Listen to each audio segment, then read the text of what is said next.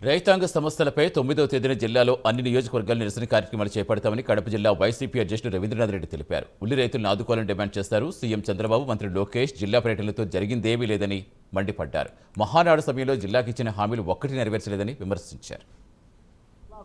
ఏదైనా మేలు జరుగుతుందేమో, కనీసం ఆయన విద్యాశాఖ కన్నా మేలు జరుగుతుందేమో అని చెప్పేసి అందరూ ఎక్స్పెక్ట్ చేసి ఉంటారు.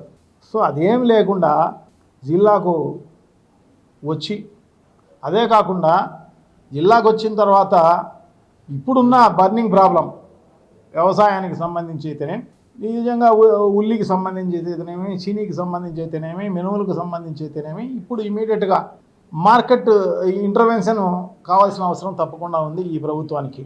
సో ఇటువంటి పరిస్థితుల్లో ఈ బర్నింగ్ ప్రాబ్లం ఉన్నప్పుడు దాన్ని విజిట్ చేయడమో, రైతులకు భరోసా కల్పించడమో, ఇంకొకటో చేస్తారని చెప్పేసి అనుకోవడం జరుగుతుంది.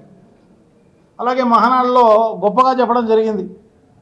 స్టీల్ ఫ్యాక్టరీ అంత 4 నెలల కిందటనే, అంటే మహానాడు అయిపోయిన తర్వాత మరుసటి నెలలోనే 12వ తారీఖు కల్లా భూమి పూజ జరుగుతుందని చెప్పి గొప్పలు చెప్పి పోవడం జరిగింది.